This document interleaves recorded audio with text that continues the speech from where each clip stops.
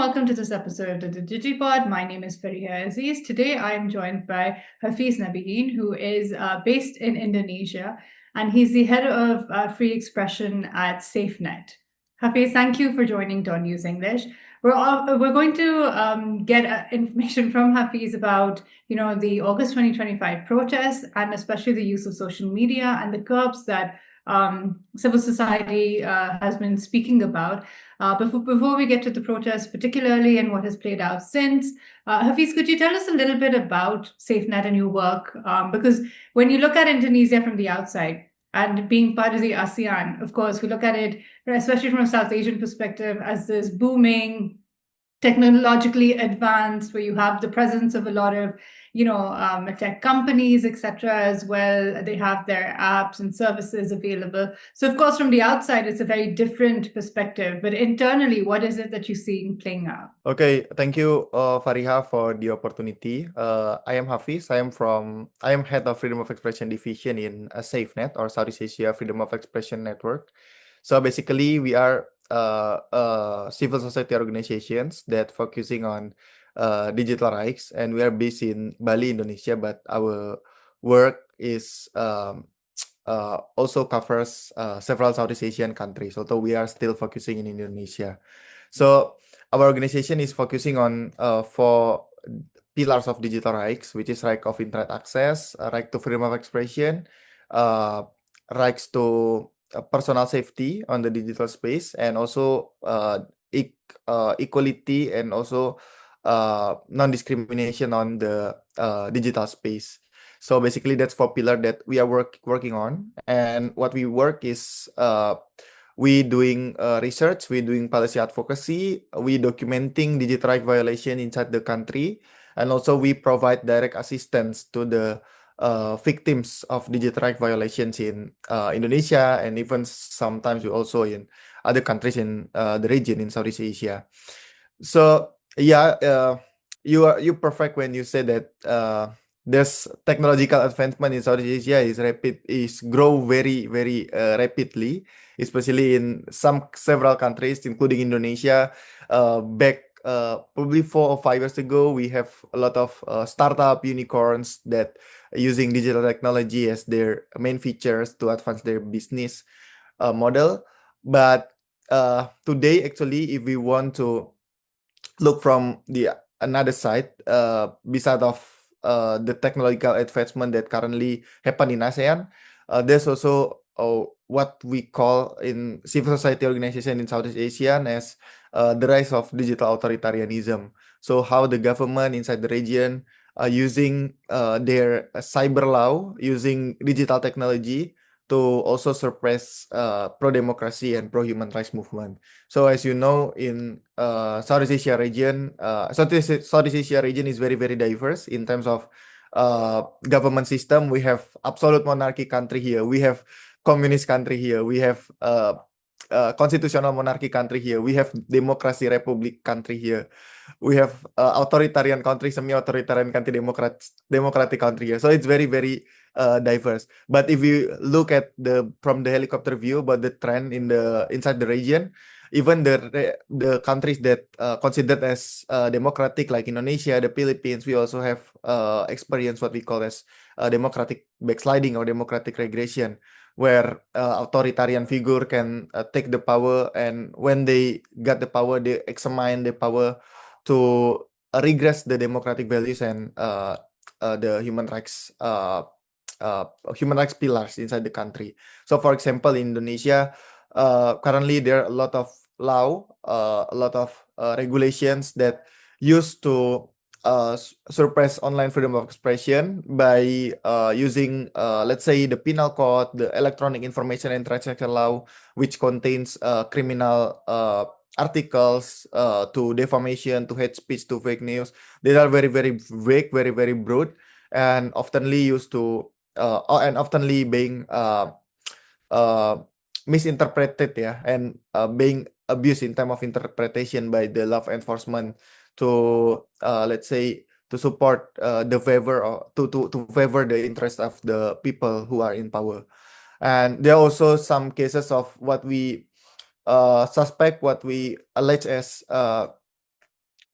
surveillance by the government, the spread of spyware as well for the several parts of Indonesia, as well as the online censorship. So yeah, there's a lot of cases happen here, especially during the August 2024, 2025 protest several months ago.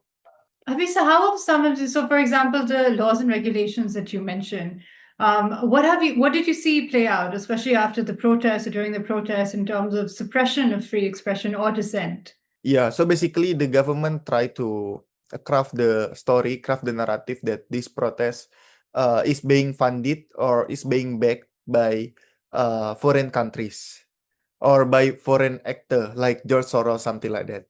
So they create this narrative, including our president, current president Prabowo Subianto also uh, explicitly stated this kind of a narrative in the national media in front of the press.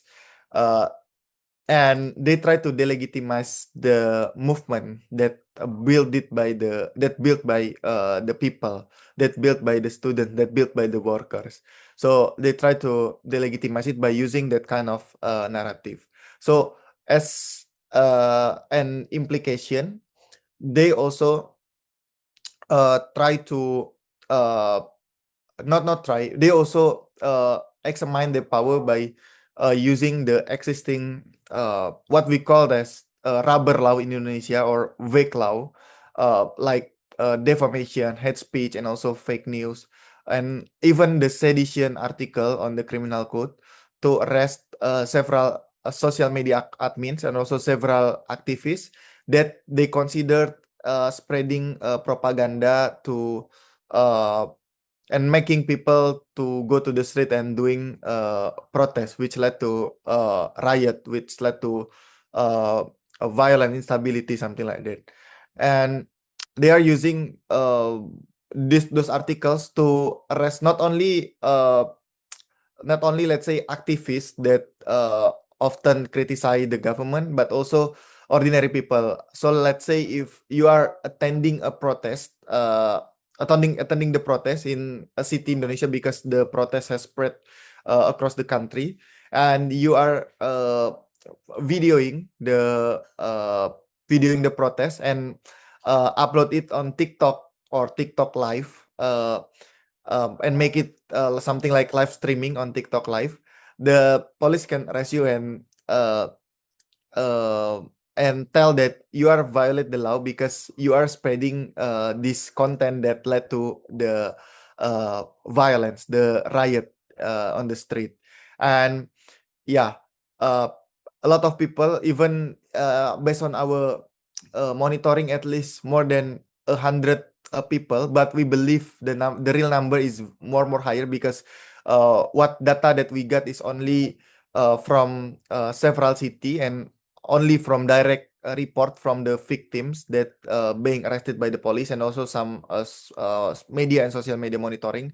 But we believe that there's a lot of people who are being arrested by the police, but yeah, we just cannot capture their case. So today, the police still hunting the some social media admins that they are not captured yet. At least for a prominent activist in Indonesia, prominent pro-democracy activist in Indonesia has been arrested. Del Pedro Marhaen, an executive director of Lokataru Foundation, Khorik Anhar, a student activist, Syahdan Hussein, also a activist that play a key role in managing social media accounts that support the protest, and also Muzaffar Salim, a staff of Lokataru Foundation. For them, currently will face the trial this month because the police accuse them of using the sedition article inside the criminal code, and also and also the funny things is they also using the child protection law to arrest and also to allege those activists because there's a lot of a lot of high school student that participate in the protest, and Lokataru Foundation, the organization that led by Del Pedro, is was post a content in social media that they offers legal aid for the student that captured or that arrested by the police because of participating in the protest. And the police said that they incite the student to involve in political activities that led to a riot or that led to a violence that harm for the children under age, something like that. It's like the parallels are uncanny. And also what we've seen, I mean, what we are seeing in Pakistan, but also what we've seen across South Asia, Sri Lanka, Nepal, Bangladesh, and now what you're describing, there's so many similarities.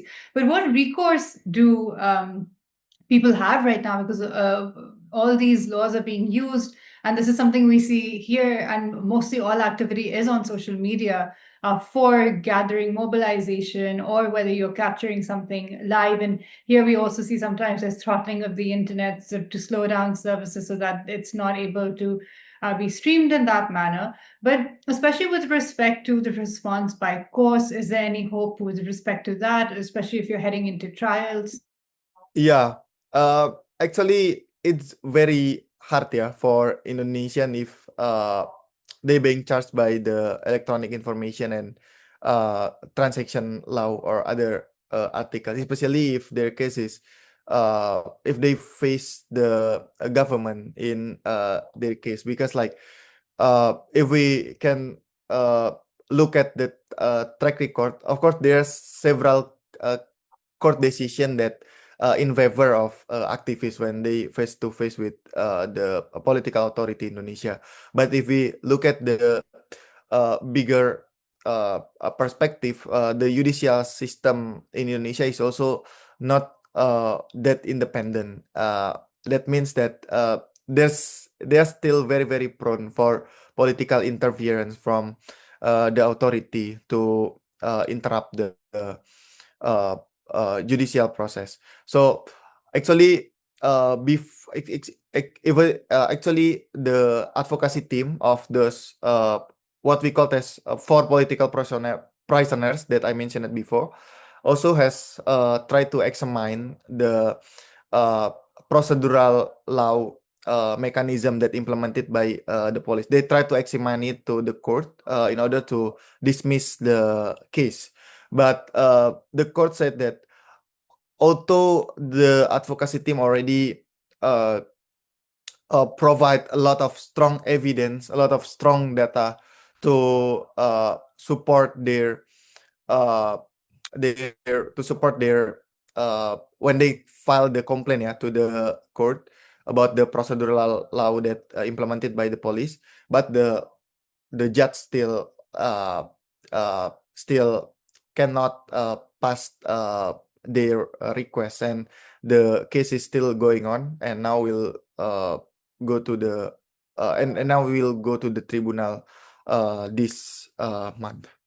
Also, there have been statements by civil society about this particular, the aftermath of the protests as well. Yeah. Could you tell our audience a little bit about what civil society is highlighting and also demanding, also with respect to the law, because obviously it becomes challenging to fight it case by case, but are there changes that are being demanded?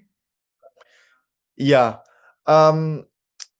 Actually, so after the protest, SafeNet, we try to also collect support from our international partners, our regional coalition, to also put attention. Actually, we have the international community also put attention to what happened in Indonesia. That's why I also very thank to you, Fariha, and also to our Pakistani comrades, yeah, for also put attention to what happened in Indonesia, because it's very hard for us as civil society organization to work alone in the face to face with our government. So that's why we need international solidarity in this case.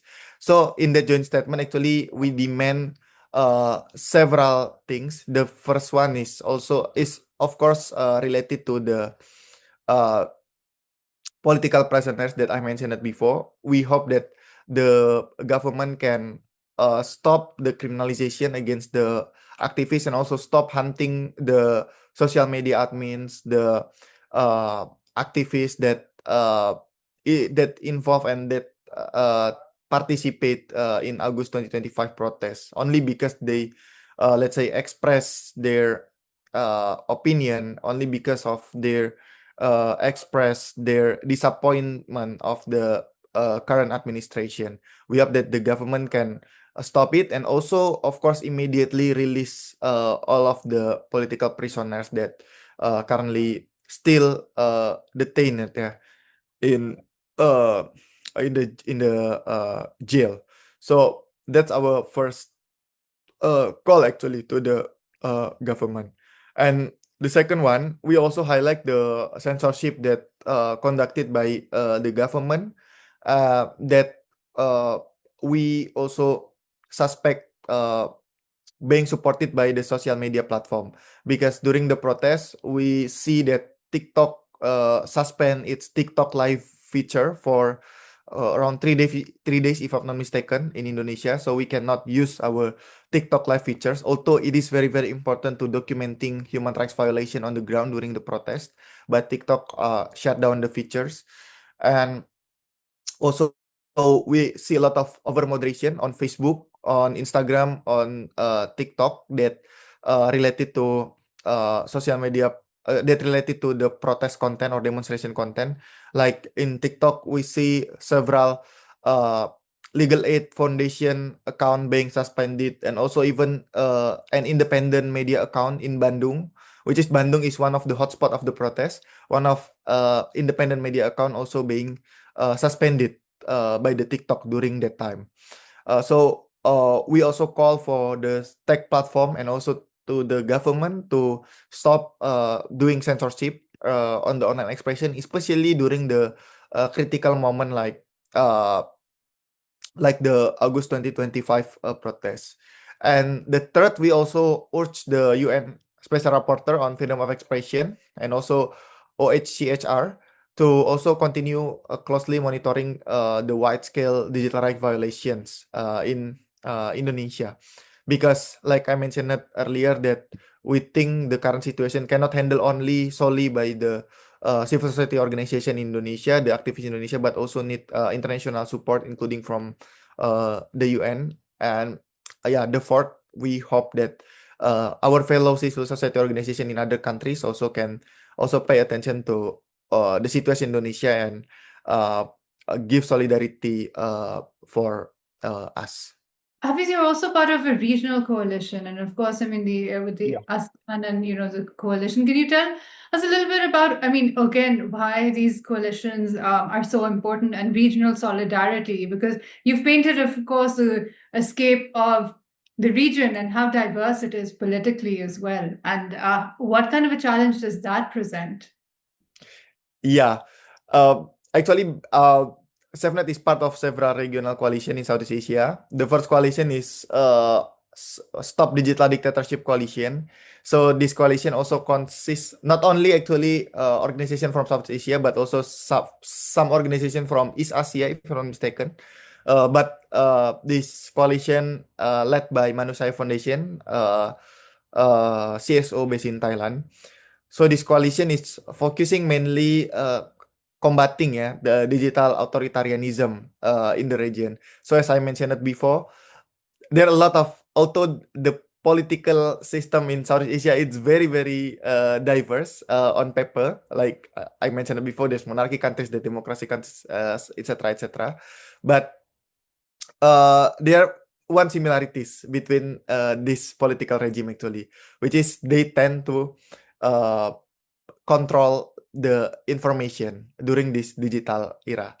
So we see in Malaysia they have Article 233 in their regulation that uh, uh, oftenly suppress freedom of expression. In the Philippines, they have cyber libel article inside their criminal code that also oftenly criminalize people who criticizing the government. In Thailand, they have lese majeste law. In Myanmar, they have also a lot of provision in Myanmar and Vietnam in their criminal code that oftenly misused to silent freedom of expression, and also happen in other countries. Indonesia, we have electronic information and transaction law. So this coalition is oftenly combat all form of repression conducted by the state the to their people. Although it's not actually limited to the state, but so far, there's a lot of work on that. And the other coalition is Southeast Asia Collaborative Policy Network. So this coalition is more focusing on content moderation and tech accountability issue.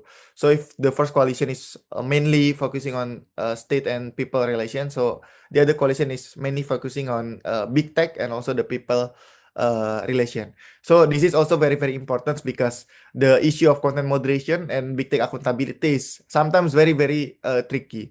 Like on the one side, we acknowledge that the role of tech platform is uh, very, very important today, and it's also very, very dangerous if the government do not like regulate it at all, because it also can lead to a lot of serious harm to the people, let's say.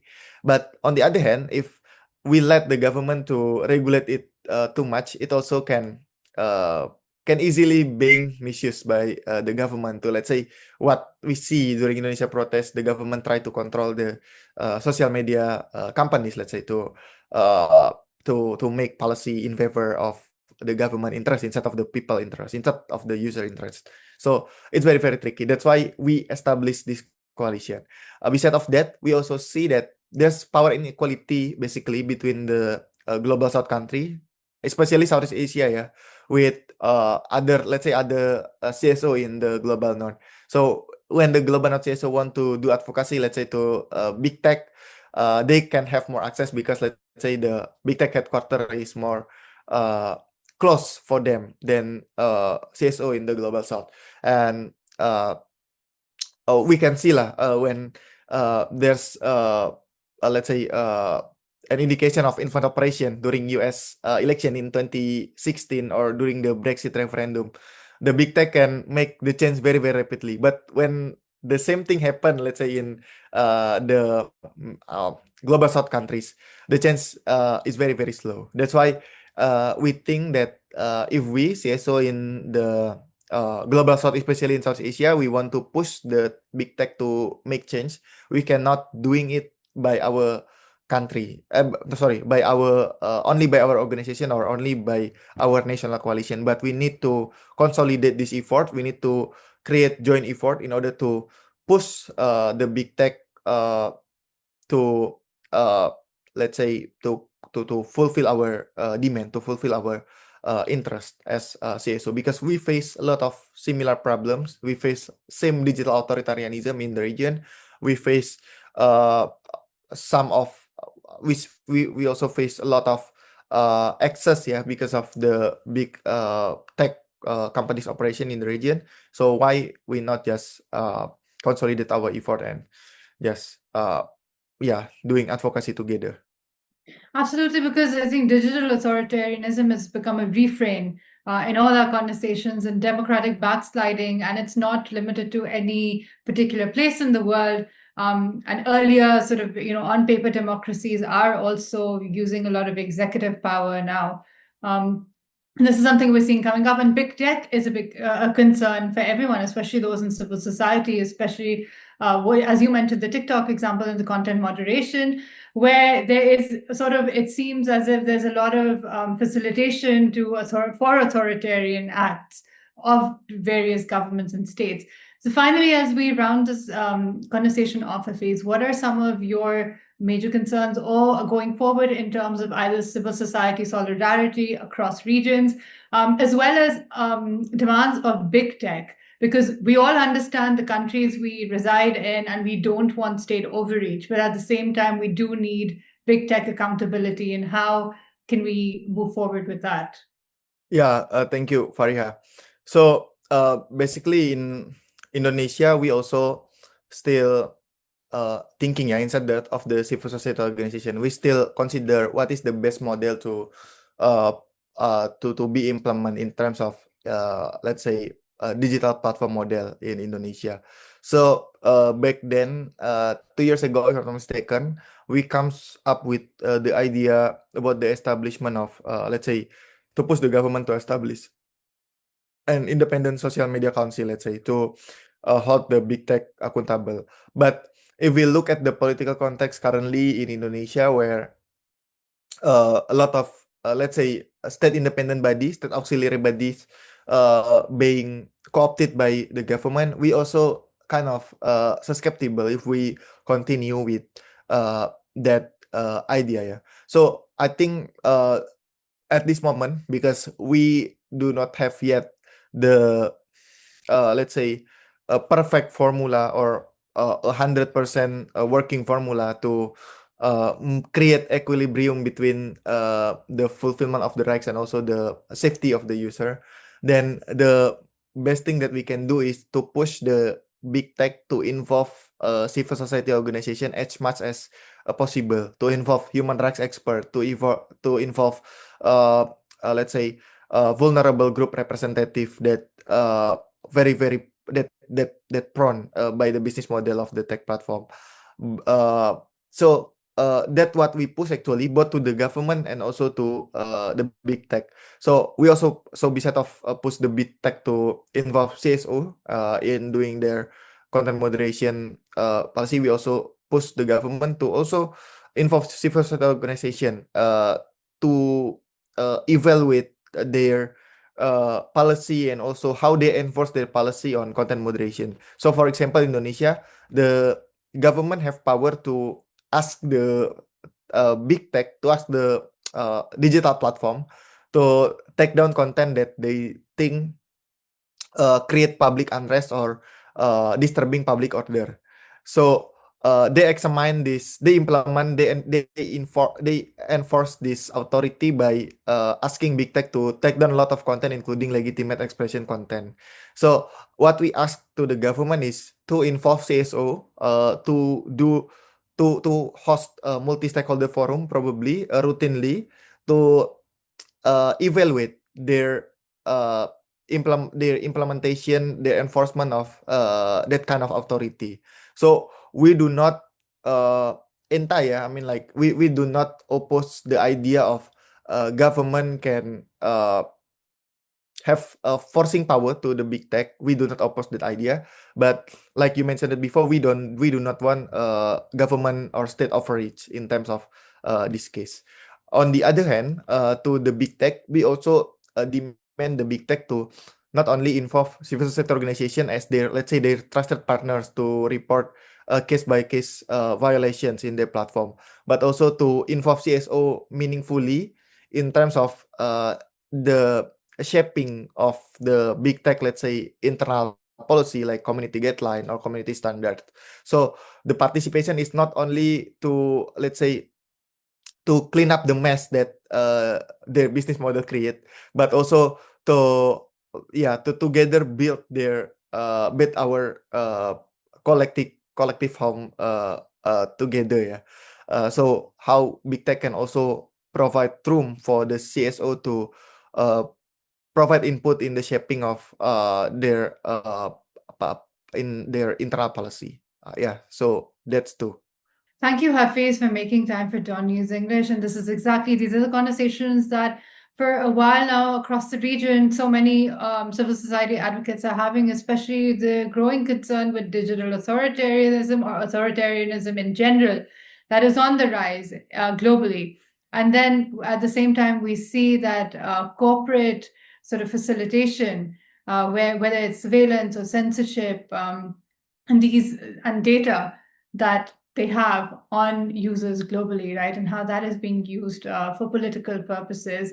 And whether, sometimes, it's global majority, sometimes it's a global south. There are all of these labels that are put to the rest of the world that is not the global north, but here resides a huge part of the population. And there are very serious concerns. And increasingly, it seems that only collective voices and pressures have any words, because individually countries and their citizens are not being heard the way that they are in other parts of the world. And this disparity is something that a lot of advocates from the region and across the global majority, as it is today called, also from all these, whether it's South Asia, Southeast Asia, as we continue to identify as also these are concerns that remain and are going to possibly grow as authoritarianism grows.